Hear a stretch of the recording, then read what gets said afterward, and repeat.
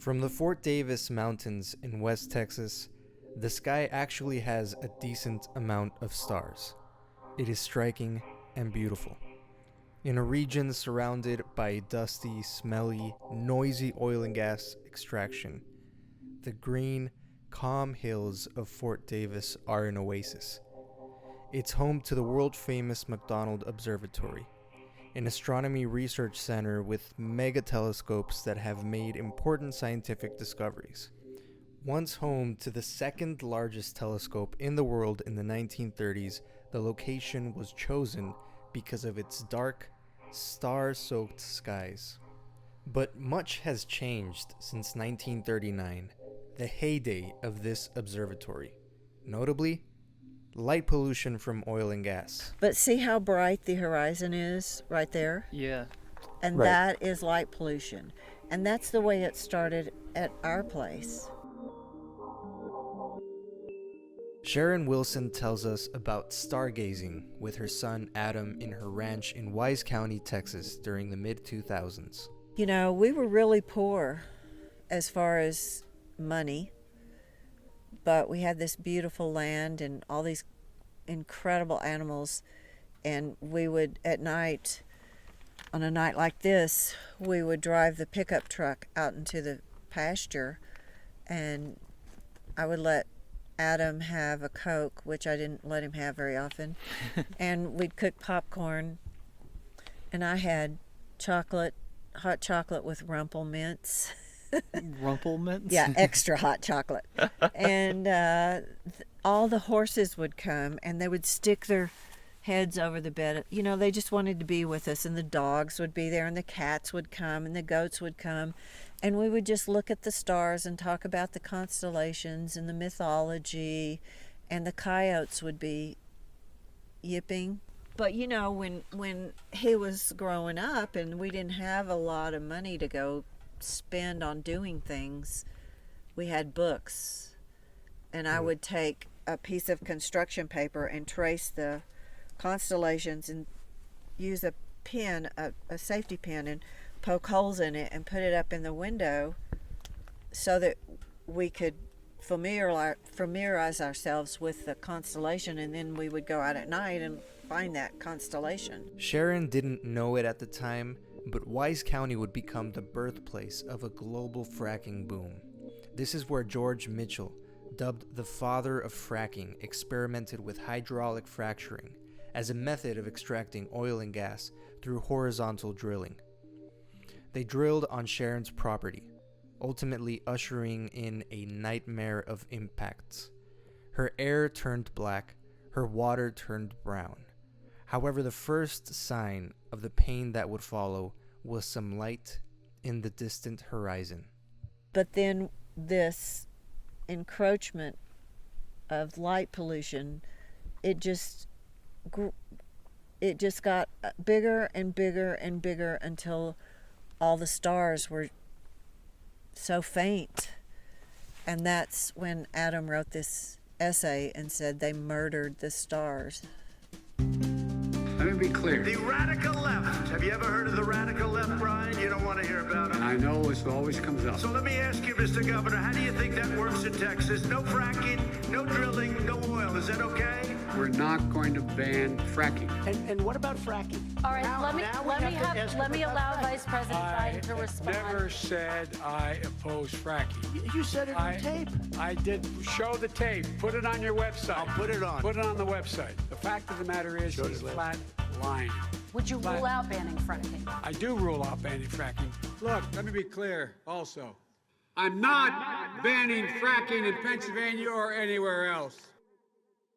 Murdering stars is a good way to capture the geological, astronomical, existential climate crisis that is the Permian Basin. Simply put, West Texas will determine the fate of the world. What happens here in the next decade will reverberate throughout history. This is because the region is blessed and cursed with the Permian Basin shale. Named after the rock and fossil deposits dating back millions of years during the Permian geological period, the Permian Basin is a 6,000 square foot area roughly the size of Britain that sprawls through West Texas and southeast New Mexico. It is one of the largest producing oil and gas regions in the world, accounting for nearly 30% of all U.S. oil production. This is the fracking epicenter of America. It is where Donald Trump rolls up to during a 2020 election to scoop up $7 million campaign dollars from the oil and gas industry.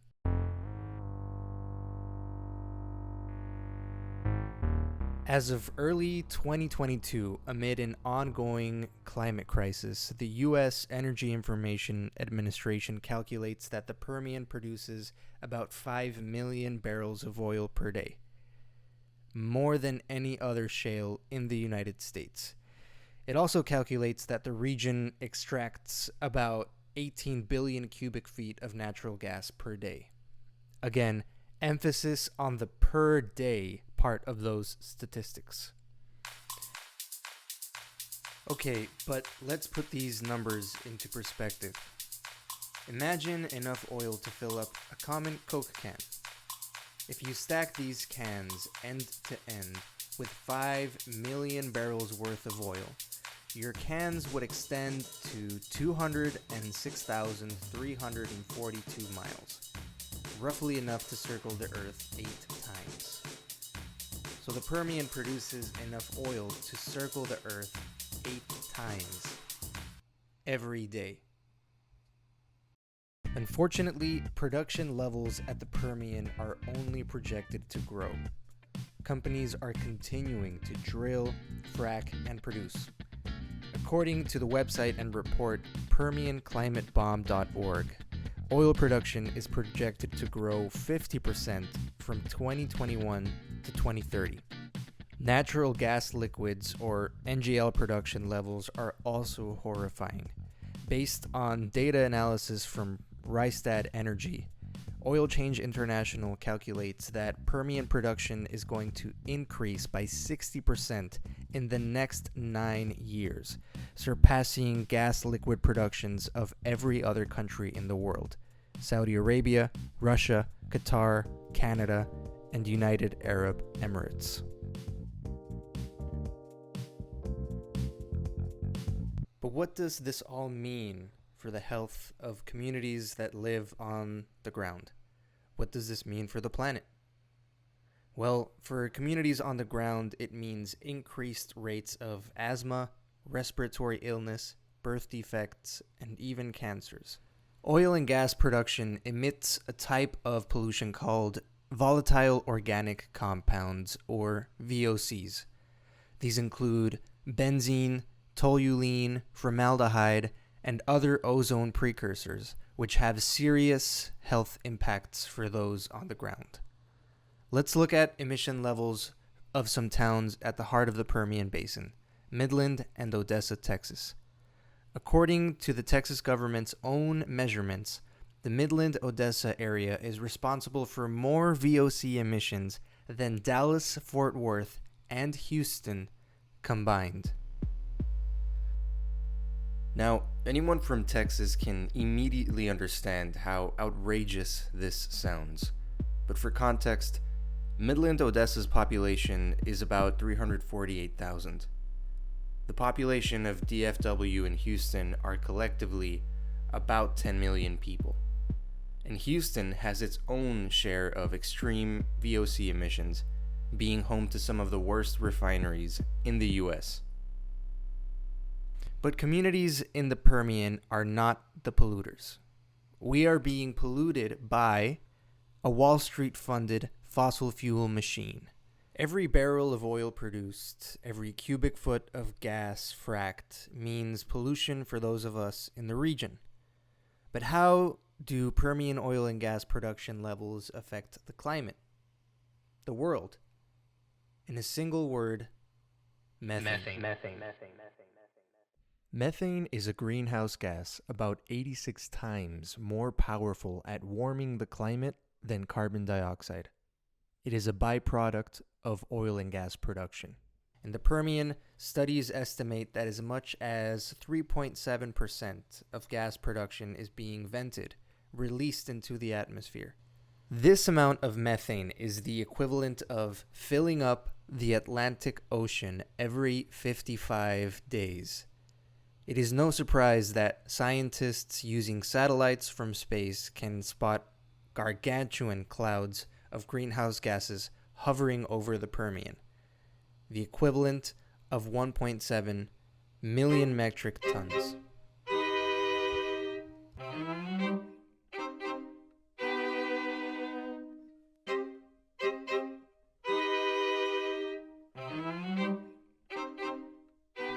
The Permian has been called the home of the first rodeo, but it's also the heart of American oil country, the epicenter of fracking, the global climate bomb, and methane land. Yes, it is a network of small towns, but it is also a powerhouse holding up the fossil fuel industry on its shoulders. So what can be done about this giant? How can we dismantle this climate catastrophe and protect the boom and bust towns caught in the crosshairs? Well, there's no silver bullet. Victory will require a mass movement and a variety of tactics. It will require thousands and millions of us to stand up and pressure politicians and corporations to stop producing fossil fuels and transition to clean, renewable energy. It will require exposing oil and gas industry for their climate-destroying processes of extracting oil and gas from the ground. And exposing the oil and gas industry, specifically the Texas Permian Shale, will be the focus of this show. Our podcast series will walk you through the mission of a group of activists with the environmental organization Earthworks. So I present to you my colleagues at the Texas team. I'm Sharon Wilson, and I'm Senior Field Advocate for Earthworks. Sharon Wilson is a seasoned fossil fuel hellraiser, a frontline fighter, and a certified optical gas imaging thermographer who has been sued twice unsuccessfully by the oil and gas industry and who has been personally blocked by Exxon on Twitter. Hi, I'm Jack McDonald. I am Texas Field Analyst for Earthworks. Jack McDonald, 19 years old, is a research extraordinaire and flaring expert who has publicly sparred with Texas state environmental agencies about their flawed flaring data. Jack won every time. Yeah. Okay, I'm the next. Best one. All right. My name is Miguel Escoto. I am West Texas Field Associate with Earthworks. We arrived to Methane Land on March of 2021.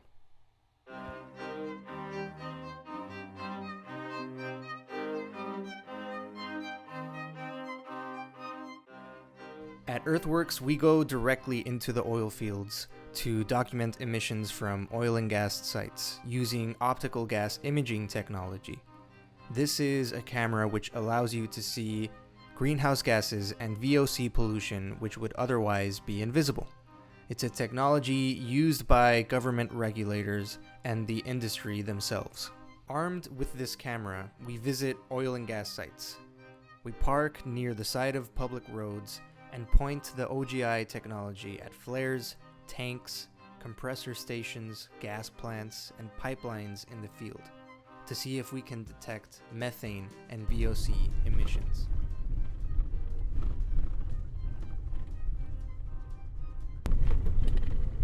You can see the little thief hatch right there.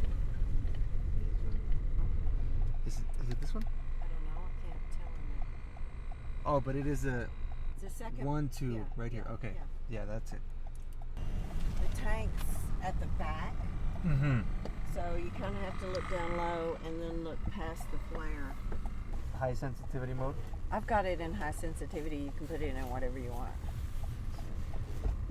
I mean, I'd say do it both. You can change the color palettes or whatever you want. That's crazy. Just need to take a picture of the sign. And We're good to go. yeah, and the whole site from here. Because I Yeah. didn't get it. Did you get one I from took here? many from here. Thank you. So can you tell us really briefly what we're seeing here at this Primex site? It's a really dirty flare. It's putting out a lot of pollution. It's not combusting the emissions like it should be. there a car coming up the road right now? Looks like it. I think behind you all, yeah. Okay. That was the same guy, huh? We're currently pulled off to the shoulder of the road, of this public road, next to the Primex site. There is the same red truck that was harassing us. This red truck is now pulling up to where Sharon is and is taking video of what we're doing. What we're doing is totally legal. Yeah, so we were out here on this is like a fully paved, painted county road, and a Primex employee came out, followed us in his pickup truck, pulled off the road, and came over to us and told us we needed to leave. And I was going back and forth with him saying, like, this is like a public road, like, your site is visible from a public road, so there's no presumption of privacy. And he started talking, and just like, I will try to relay what he said, but it's actually like hard to explain because I didn't fully understand what his point was. He started talking about Earthworks and the economy and OGI being nonsense and all this stuff. And eventually I was just like, it's a public road. He said, yeah, and his ultimate like legal argument for why we needed to leave was you cannot take photos from a public road unless you were hired to do so. And because Earthworks is a nonprofit, somehow in his mind that meant we couldn't be taking video. We're basically like, sure, drove down the road, took photos at another site. He followed us, continued harassing us, until ultimately he just pulled off when Sharon showed that she was recording him. Sharon, you intimidated him quite a bit because he seemed flustered after he spoke with you and the reporter from Scientific American. So what did you do? How did you get him to stop harassing us? I think he didn't want me to take a video of him. Right. And acting like a fool. And trying to threaten us and to get us to leave. So basically that's it. You know, he put his hand in front of my camera and actually touched my lens, which wasn't at all cool. And right. He was very agitated. The irony of the whole thing is when he confronted Sharon, we weren't even at a Primex site. He was a Primex employee trying to protect another operator's site. Polluter solidarity. Yep. Apparently. So they're only permitted to release a certain amount, but no one ever checks to see how much they're releasing. When I first stopped, it was a lot. Now it's just, if you move this a little bit, and you can see better how much it is, but the wind has changed, and yes. Can't seem to keep their flares lit. They can't operate. Look at that. That's black carbon is very damaging to the climate. They can't keep them lit. They can't operate them properly. They can't stop the emissions from the tanks. They really suck at doing this. They suck. They need to stop. Finding blasting methane emissions at these sites is the usual, not the exception. Although the media usually describes these sorts of emission events at the oil fields as methane, quote-unquote, leaks, the more accurate term is methane releases. The pollution we see is part of the industry's intentional releases of emissions to maximize profits and productivity. It looks more like a blasting fire hose than a dripping faucet. When we capture pollution events, we submit official complaints to the Texas Commission on Environmental Quality, the TCEQ. This is the state's environmental agency tasked with regulating oil and gas. While most of the pollution we detect is technically a violation, industry has a menu of loopholes they can call upon to justify their pollution. The TCEQ is legally obligated to review the video complaints we submit.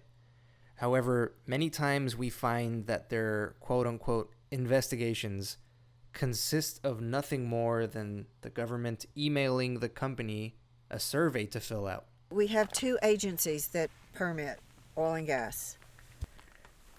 And the Railroad Commission permits the drilling and flaring, and the TCEQ permits the pollution. But it's ridiculous because the industry doesn't get permits, and nobody knows unless we, Earthworks, catch them.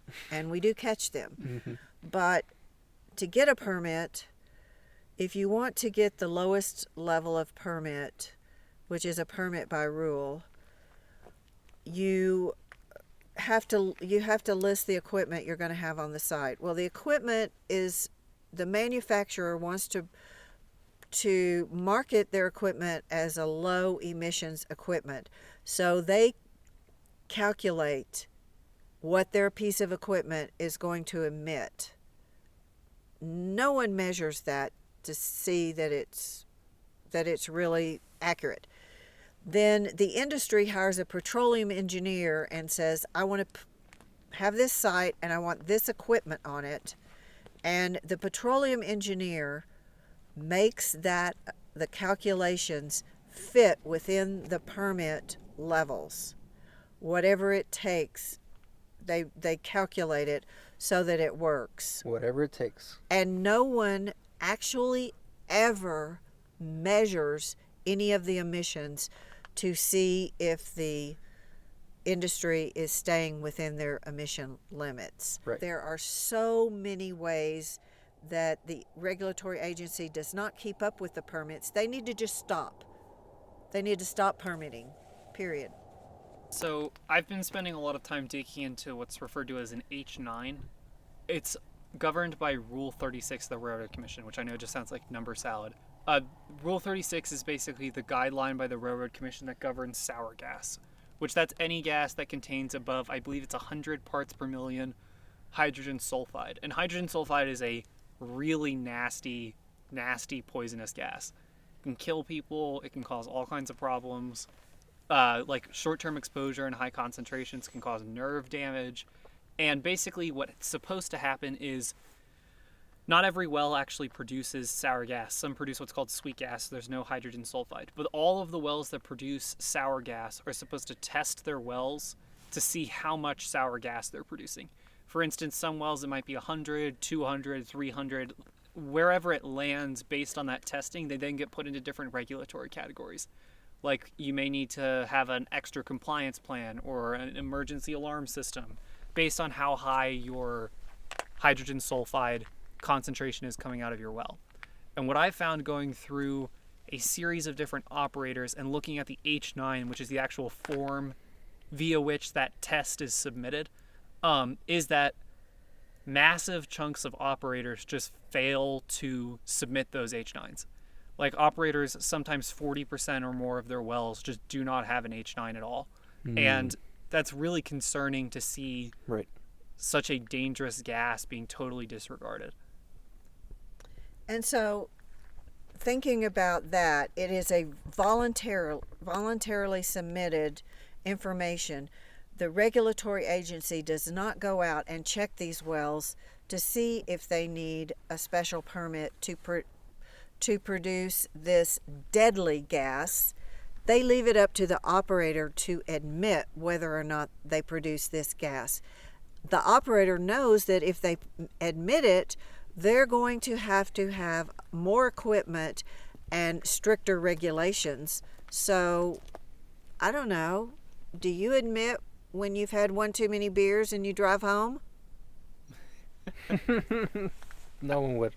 I feel like a big part of that is it goes back to this thing of just like profound arrogance on the part of operators that like the permits that do exist are pretty lackluster. Like I have thoughts about the regulatory categories that H9s put you into. I don't think they're sufficient.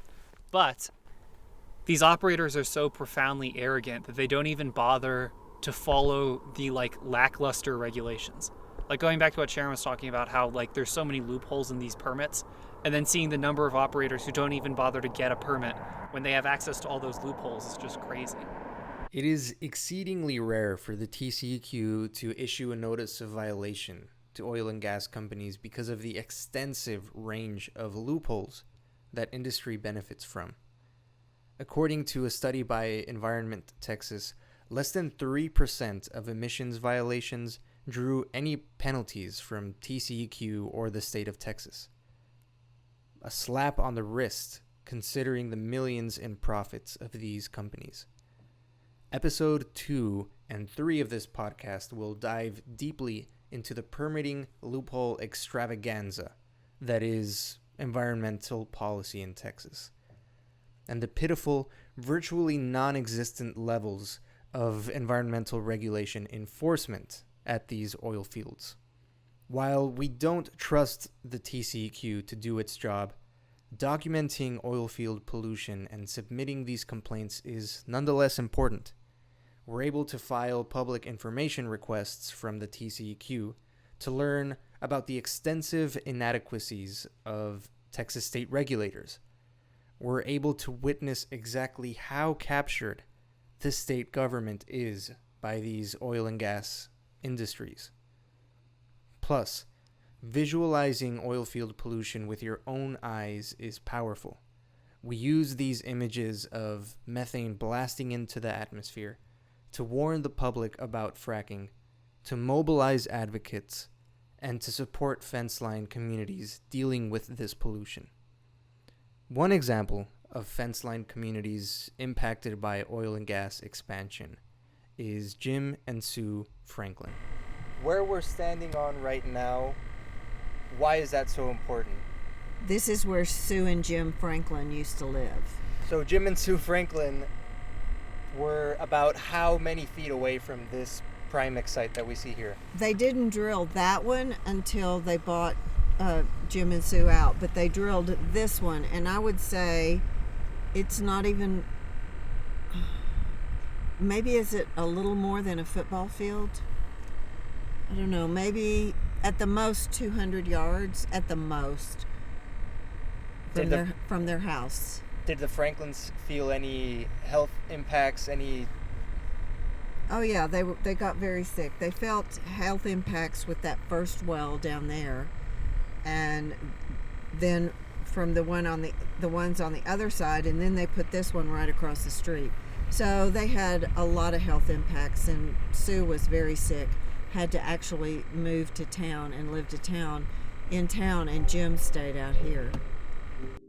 On our trip, we visit Sue Franklin at the Davis Mountain Rock Shop in Fort Davis, Texas. Sue knows everything about rocks. This is citrine, and it is just a sort of a quartz crystal, and it gets a yellowish color in it instead of the purple. This here is also a citrine. I haven't seen anything of what the one on my property is emitting now, but it's because I haven't been with her. I mean, it's been a long time since we've seen each other. Yeah. I started getting really ill, having problems breathing. Yeah. And I kept going to the doctor, and he kind of told me, because I told him I was living in there, that I was having a little problem feeling like I couldn't quite breathe right. And he told me it just take an allergy pill. No. And then I went back and I told him, I don't know what asthma feels like, but sometimes I just feel I can't get a breath in. And he told me, at that point, he put me on it's called Monteculast. Mm-hmm. And I don't know exactly what it does, but it helps clear your lungs so you can breathe. Oh, I had nothing before that. I always was fine as far as breathing. Wow. No allergies, no. And the other thing is the headaches. Oh. That caused severe headaches for both me and my husband. It just, in the morning we would wake up and we just couldn't function. We'd want to just crawl back in bed and just lay in it. Oh my God. But we would usually get ourselves up and out as quick as we could and leave. Yeah. And then half the time you're laying there and you smell it in your house, but when you open the door and it hits you in the face, it was like, run. drastic to me. She took me to that one site that was just a pump station, and they had big tanks sitting there, and she got out and took a picture of it, and there was this huge cloud coming from just those tanks, that's not the wells or anything, that was going straight to Balmoral. Yeah. It was blowing right over on the town. And it's like, they think they have it all in their own area, it's all controlled, but none of it's controlled. My husband is home in bed right now. He's having difficulties with his back. He's having back pain, and Wednesday morning we're going to Odessa for injections in his back. So he's been doing bad. I told him today, he was sitting at his desk back there, and he kept falling asleep, and I just finally told him, go home. Just go home. Yeah, gross. Yeah. And he slept all afternoon. So, I don't know. Their health is not recovered. No, it Since never they will. moved, since they moved here and they got out of it, their health has not recovered. And it never will. It never will. My breathing has not recovered. I take the medication every day. It's been a rough battle for us. Very rough battle. We'll never quite recover. We're happy where we're at now, and we have this little store up here away from it. I never have to go, unless I have to go to Odessa, then I have to go into the smell again. And when you go down in the daylight, when you go over the hill, Wild Rose Pass, and you just come up over that hill and you see that brown haze hanging over the whole valley. It's just makes you not want to go.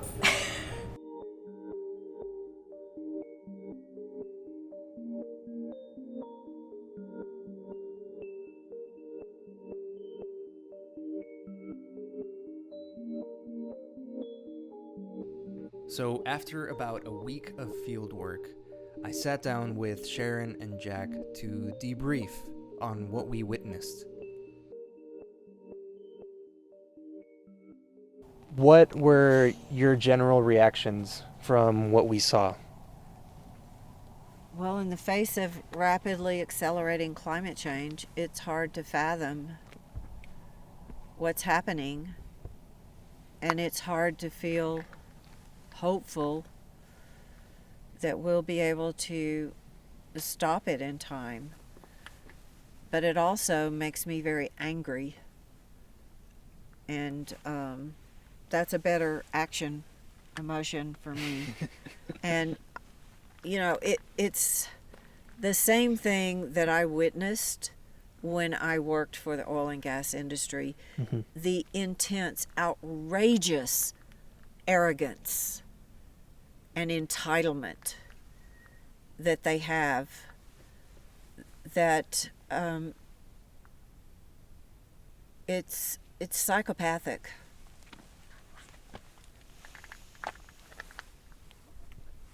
Jack?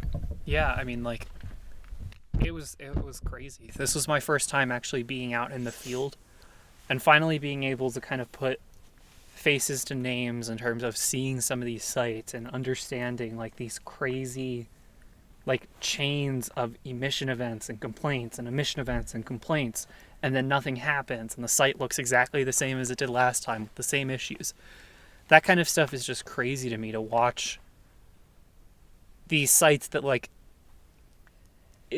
just see these sites not really improve. Like, to go out there and see sites that I know for a fact we've made complaints on in the past and nothing changes. That's just so profoundly depressing to see that the government really doesn't seem to care. One of the things that really impacted me this time around that I had in my other previous field trips is how normalized everything is, and how there's almost like a rhythm to everything, and how the city of Pecos and all of the oil and gas workers that go visit sites while we're taking photos, and it can get, if you look at it from a certain angle, it's even boring what we're seeing, right? These ugly pieces of machinery that are miles and miles apart across a flat, barren desert, it kind of looks boring. But if you add that context of what those emissions mean to the world, it isn't boring. It's actually extremely infuriating. So yeah, that was one of my reactions, just like how business as usual everything was. Even when, I mean, we have a new president, right? Yeah. There's a new government. Trump is no longer there. But there was virtually no change. And the way I saw it, what do you think, No Sharon? change. No change. You were here. And You've known this better. there's no change, and it's worse. They're ramping up again, and the thing that's so discouraging is we can't even physically document and make complaints on everything we see. We have to do triage and decide what is the worst and just ignore the rest, because we just physically cannot cover it all. I also asked them what this ground we stood on means to the world. What is the importance of the Permian? Well, I guess the importance of the Permian Basin depends on who you are. To the oil and gas industry, they think it's money, and they justify what they do by talking about the economy. To me, it's something that has to be stopped. It has to be stopped immediately, because there will not be a livable planet for the future if the Permian Basin continues at the rate that they have planned. There won't be a livable future. Yeah, I mean, I feel like it's almost a pretty objective question in terms of what does it mean to like the oil and gas economy. Like, it's such a big part of that industry. And like Sharon said, like, if you're the oil and gas industry, you view it as a big cash cow. If you're someone concerned about the climate, then it's a massive concern and it needs to be stopped. Next, we discuss what we think about Texas's policy on methane in the oil fields. More accurately, we react to the fact that Texas refuses to even count methane. Texas does not regulate methane. They don't care about methane. They have vowed to never regulate methane. So when an oil and gas operator submits their emissions for an emission event, right, or their emissions calculation for the year, right, that does not include methane. They get to subtract methane from that calculation. That is criminal at this point where we are in climate change. It is so ignorant and backward, and it's just criminal. And the reason that it happens is because the oil and gas industry showers our government with money, and their ears are so stuffed with oil and gas money that they can't listen to logic, reason, or science. I agree 100% with that, Sharon. And I think it demonstrates how radically unjust TCEQ is. And it's the perfect example of the overhauling transformational shift that needs to happen in the state government. Like, we don't have to point to anything else, but we will, and we do. Yeah. I think one of the other interesting angles in this is, like, if you take the natural gas oil industry at their word that natural gas is this like amazing bridge fuel, it's going to be the thing that solves everything, it's the perfect energy source, then even then it becomes hard to justify the fact that methane isn't regulated, because we're basically dumping a at least ostensibly valuable natural resource straight into the atmosphere.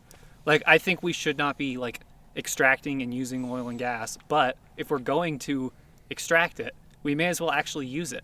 Like, EDF has data that says that Texas actually flares off more natural gas than the entire state consumes in a year. Right. And that kind of data is just insane to me, that this ostensibly valuable resource is just jettisoned into the air for virtually no reason, and the government doesn't do anything to stop it.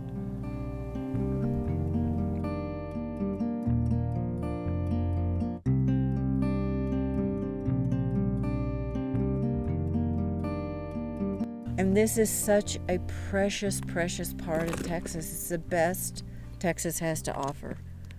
This area down through Marfa and the Big Bend is so beautiful. It's the crown jewel. Well, from Balmorhea to here, to Marfa, to Big Bend, and all in there, Marathon, and all those areas, so beautiful. When I started working out here for the Permian Basin was in 2016. Mm-hmm. And you could see the mountains pretty vividly. And you saw how it was today. It's covered in smog. Right, right. And that's from all the particulate matter and the ozone, and all the pollution is creating smog that obscures the mountains. And you can see it hanging in these little pockets in the mountains. Right, right. That was one of the things that I noticed being down in Pecos.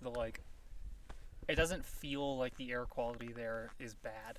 Like, you know it is intellectually, but it doesn't feel like it until you start looking at something like the mountains, where you can just see this just like haze of smog over everything. Or until you walk out of your hotel and you smell the hydrocarbons. When the wind changes, and then you just like, it hits you like a brick.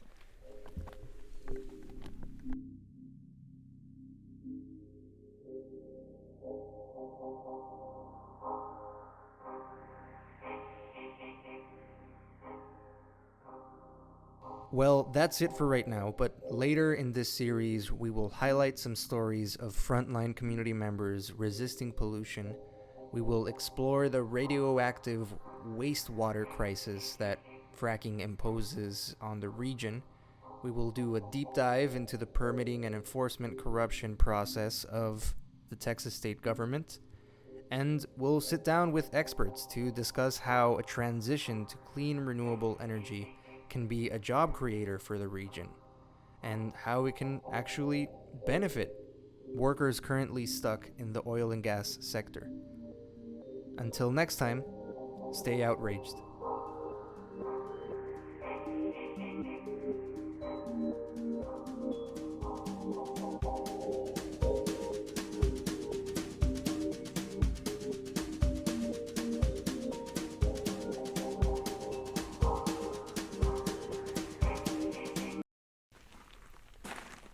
Ever since you said that phrase, they murdered the stars, like, I haven't stopped thinking about it. Yeah. That's not all they murdered. Oh, Lord, they murdered my water, too.